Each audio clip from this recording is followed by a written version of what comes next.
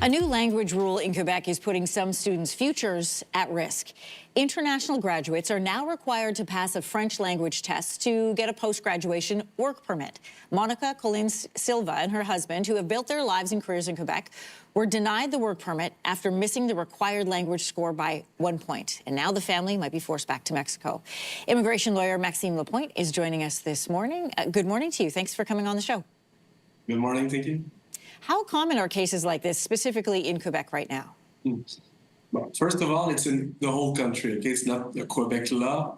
Since November 1st, 2024, Canada, they require a French or English test to apply for a postgraduate work permit.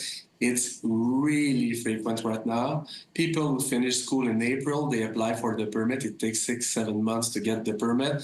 Some client, they take an appointment to the office. They forgot to take the test, to upload the test. They got the wrong test. They got the wrong result. All this together, it's thousands of people who are affected right now. Let me ask you, Maxine, about some flexibility in the system. For people like Colin Silva, who are missing the cut by such a small margin, it's 1 point of a 4-part test, and it's worth noting that she also took her master's in French. Yes and no.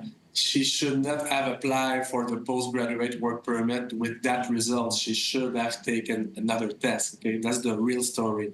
Then, is Immigration Canada too strict by refusing the permit right away instead of giving 30 days to provide an additional document? Yes, there's a lack of natural justice in the process. If you apply from outside Canada, they'll give you 30 days to provide a missing document. For some reason, they don't do it from inside Canada. Then you lose everything. But for this specific case, and she was followed by an immigration consultant, both of them, they should have known that the result was not good enough to apply. From your perspective, what has changed the most in Canada's immigration system? We saw big changes come into place in 2024. That was designed to both limit the amount of permanent residency and also a big crackdown on international students. Yeah. There are several new rules, like the postgraduate work permit. In November 2024, from that moment, you needed a test. Then in December, the school were full. So some people, they did not get the test on time, so they failed. Spousal open work permit has many changes since January 2025. So some couple, they came to Canada together, then they cannot stay together because rule changed. There's new rules also in the temporary foreign workers program. If you put all this together, there's a lot of pressure. And then that's why people, they are not able right now to renew their permit. And then the population, they asked the government to change the rule. Government, they did it, maybe a little bit too strong. And now there's more like 3 million temporary workers, students that will need to leave Canada in the next 2 years. For someone in Colin Silva's position, for example, are there any realistic alternatives to avoid having to leave the country immediately? Like, is there the option of moving out of Quebec, for instance?